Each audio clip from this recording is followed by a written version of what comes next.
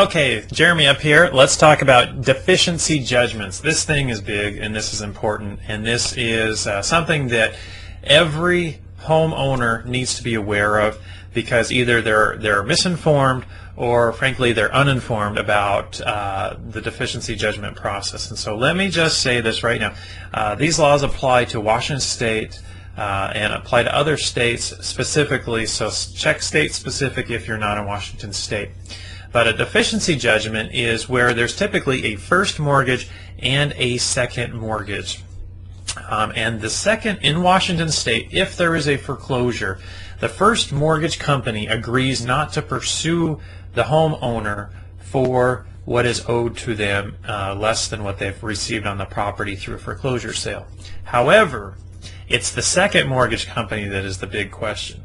Now, the second mortgage company has some options, and this applies both to a foreclosure situation as well as a short sale situation. So listen up here. If a second mortgage company loses the home, they are generally out pretty much 100% of the money that they have in the game at this point in time. And so they have some concerns, and they've got some options, frankly, according to the law. First option, and this is always the best, is that they forgive the debt. That they say, hey, we understand you're in financial hardship. We realize it's probably not worth our time and effort to pursue you, and so we're just going to write the debt off. And the way they do that is they send at the end of the year a 1099 statement to you that says this debt is written off. However, you've got to take that statement and actually talk to your tax professional at the end of the year because you have to count that as income. Now, good news with this, through 2012, through the Mortgage Debt Relief Act that was signed in 2007, that does not have to be accounted for as income. So essentially that is kind of a wipe the slate clean, mortgage company's on their way, you're able to get a fresh start minus the credit implications on your side. So that's one option. The second option is at foreclosure, at the sale or at a short sale, when there's a transfer, the second mortgage company may ask for some type of promissory note or a workout agreement, and sometimes these may be where they'll accept 10% in a lump sum in lieu of wiping the slate clean, or they may set up a payment arrangement for a drastically reduced amount of money for a period of a couple years. So it really depends upon your circumstance with the lenders and so on and so forth. The third option is that the mortgage company basically says, no, you owed us this money, we're going to hold you to it, and we are going to actually file a lawsuit against you. We're going to win it because we have legal documents that say you owe us the money and you did not pay it.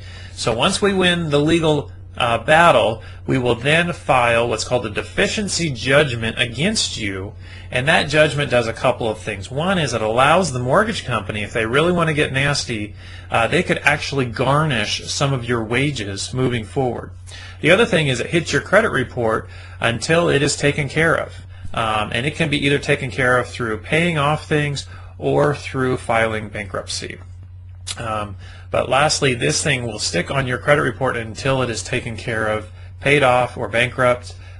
So this is a nasty thing that a lot of companies are holding the options to. So in a short sale negotiation, my team of short sale professionals, we actually work very, very diligently to see if we can get the slate wiped clean completely with the second mortgage company.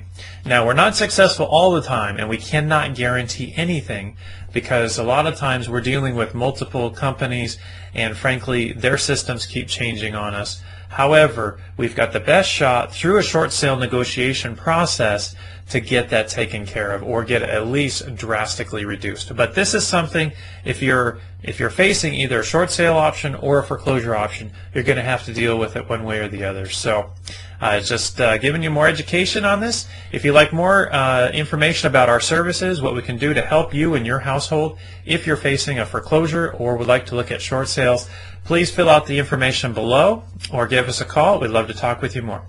Take care.